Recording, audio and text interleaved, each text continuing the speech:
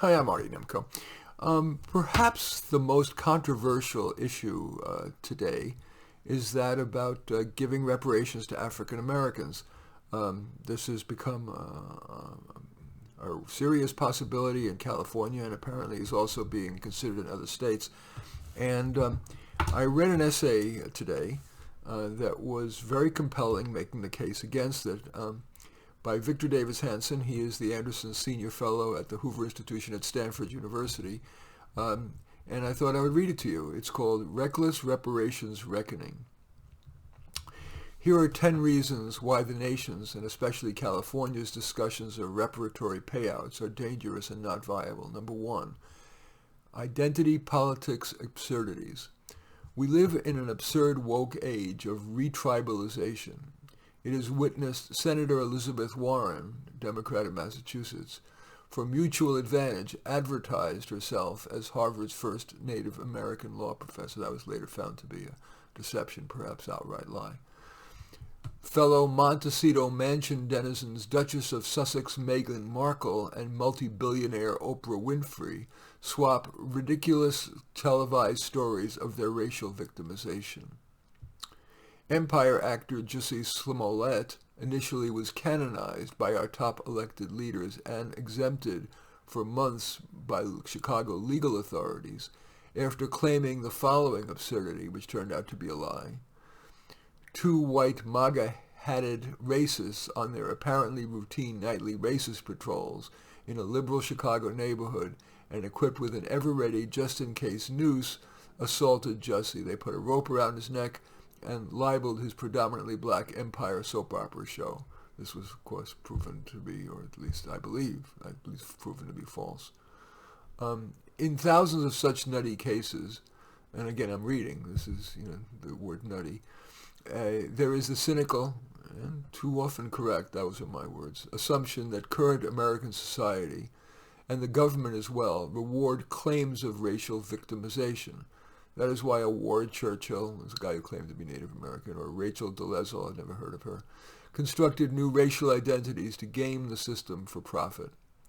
One of the racialist university's current admission challenges is their checkbox of, quote, mixed race. Whites and Asians often feign mixed parentages in hopes of being assumed either part black, Latino, or Native American. Any such partial lineage is seen as preferable to their own race. In our old racist society, one used to attempt to pass for white. In our new racist society, one attempts to pass for non-white, I guess, but not Asian. Current racial tribalization obsessions have descended into a nadir that makes Al Sharpton's 1990s Tawana Brawley Crown Heights career start.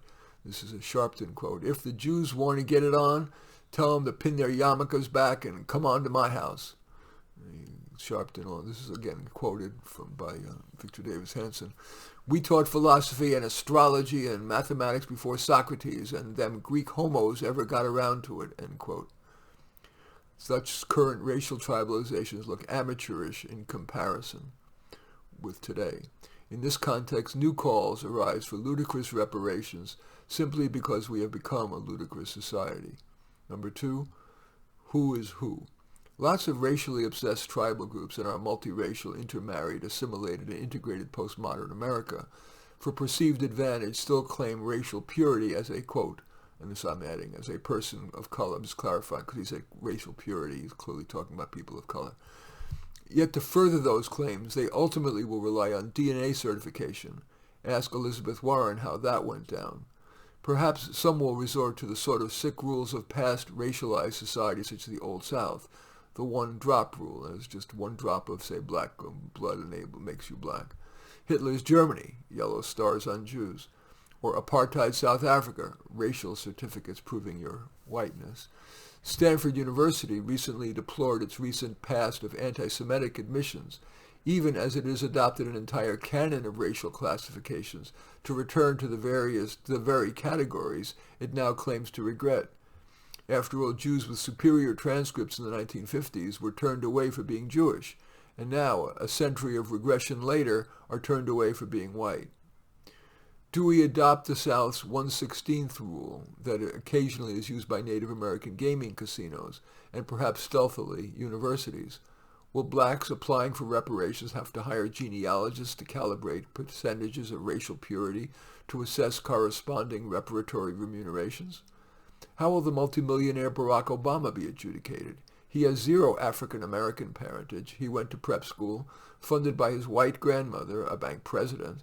He is half black due to his Kenyan father, but the latter was a temporary resident of the United States with no connection to slavery or Jim Crow. Do we distinguish between African Americans born in the United States and African and Caribbean immigrants with no history of ancestors who lived under Jim Crow or who were American-based slaves? How white or Asian or Latino can one be and still qualify for black reparations? These are absurd questions only because our absurd system demands that they will ultimately have to be answered absurdly. Number 3, whose culpability? California is at the forefront of the reparations lobbying effort, yet it was neither a slave nor a Jim Crow state.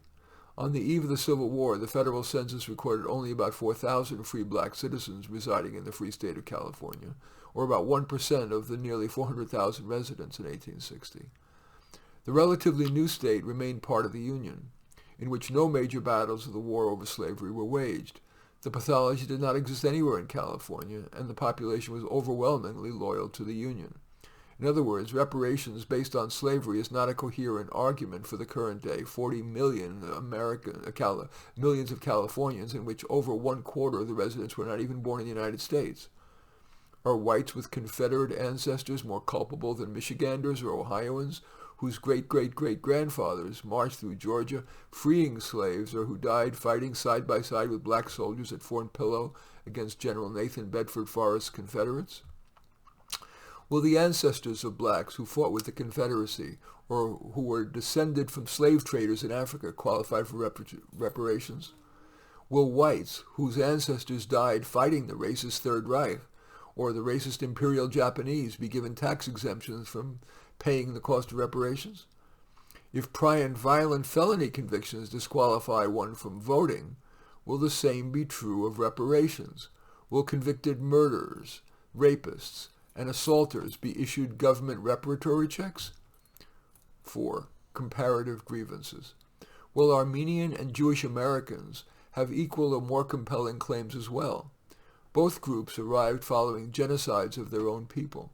Many had relatives who perished due to discriminatory immigration laws that denied them entry into the United States. Nearly 8 million Jews and Armenians were murdered in the Nazi and Turkish genocides. Those totals are 23,000 times greater than the 3,500 blacks believed to have been lynched from 1882 to 1968, a period during which 1,300 whites were also lynched. Arguably, these two groups suffered more killed in their 20th century histories than all other American racial and ethnic groups combined. And such genocide, in our current ways of thinking, was imprinted on their collective psyches in a way few other oppressed groups could imagine. Both were subject to zoning restrictions on home purchases, and Jews were overtly discriminated against in Ivy League admissions for a half-century. Stanford University was founded in part on the profits of exploiting cheap Chinese railroad labor, often in racist fashion. For a time, 19th century racialist discussions centered around whether starving Irish immigrants were fully human. The recorded hot mic outbursts from various Latino Los Angeles City Council and union members reminds us that racism is not a black-white binary. Instead, it has become a circular firing squad, with ammunition that will be radically increased by discriminatory reparations. 5. Plus and minus ledgers. If we are to envision individuals only as racial collectives and then assess their grievances on the basis of distant claims of ill treatment, and if we also are to assess contemporary black claims as of greater immediacy than, say, those of Asians, Latinos, Native Americans, poor whites, gays, the disabled, and the transgendered, then if we are no longer individuals, are we to calibrate both relative pluses and minuses that help calculate oppressors versus the oppressed? Therefore, should we also ascertain each racial group's federal crime statistics? That way we could calibrate whether any one tribe has been collectively disproportionately guilty of hate crimes, or violent rape, murder, and assault committed against other groups who have been percentage-wise inordinately the victims of hate and violent crimes. Then in our sick game of racial arithmetic, through such a complex calculus, should we assess which particular group falls on the plus or the minus side of the reparations ledger? Will groups who have been denied college admissions and job opportunities on the basis of their race since 1965 likewise lodge claims against the state, calculating how institutionalized race-based discrimination has harmed them financially? In this context, would Asians, who proportionally are least likely as a collective to commit crimes, but suffer disproportionately as victims of hate crimes and reverse discrimination in college admissions, and who have weathered a history of anti-Asian discrimination, perhaps have the best claim on reparatory compensation? Or are reparations really not about the past, but solely the present, and thus fueled by one reality? Blacks believe they collectively are not doing as well economically as Latinos or Asians, and therefore attribute the lack of parity to the past in order to find equity in the present that so far has not been attained? 6. Reparations upon reparations. The Heritage Foundation not long ago pegged the cost of Great Society redistributionist entitlement programs as $22 trillion. For a half-century, the courts have engaged in multi-billion-dollar reparatory settlements. To take one example, under the so-called Pigford I and II payouts, black farmers received $5 billion in payouts. Are we to total up thousands of such court settlements or other compensatory federal entitlements that were race-based to subtract from the current racialized reparatory obligations? Can a half-century of affirmative action be monetized, calibrated, and deducted from reparatory obligations? Again, ridiculous questions like that arise because ridiculous people are ridiculously attempting to monetize purported reparations. 7. Class claims. Over 1/5 of the California population currently lives below the poverty line. 1/3 of the nation's welfare recipients live in California. Will reparations in the state with the largest number of absolute poor and homeless people ignore class considerations in an age where class and racial status are no longer synonymous? Are some of the grandchildren of the Oklahoma diaspora, who work minimum wage jobs and have no college-educated relatives in their families, to pay increased taxes to ensure reparations to third-generation college-educated, diversity, equity, and inclusion, six-figure salaried campus administrators? 8. Financial insolvency. California is currently facing a mounting budget deficit of between $25 and $40 billion. The nation itself heads into a likely recessionary or stagflationary economy in 2023. Billions of dollars in capital and more than 300,000 residents a year are fleeing California due to the highest combined basket of income, sales, property, and gas taxes in the nation. About half the state's resident households do not pay income taxes, while the 1% often pays nearly 50% of all state income tax revenues. So how does an insolvent state facing a huge budget deficit and over $1 trillion in unfunded pension liabilities in a nation with a $31 trillion national debt and a $1.5 trillion annual deficit borrow hundreds of billions of dollars to pay 12% of the population for the purported sins of nearly 160 years ago, when most of those who enslaved and were enslaved have been dead for over a century? Upon which culpable group are the taxes necessary to redistribute such vast amounts to be leveled? 9. No statute of limitations. There has not been slavery in the United States in some 158 years since the end of the Civil War. If a generation has been defined as 25 years, has there not been a living American with personal experience of slavery in generations? Few of any Americans even know the names of, much less of anything about, their great-great-great-great-grandparents. In that context, what was the collective price that all of white America of 1861 was properly to pay for the contemporary slaveholding society of the Old South?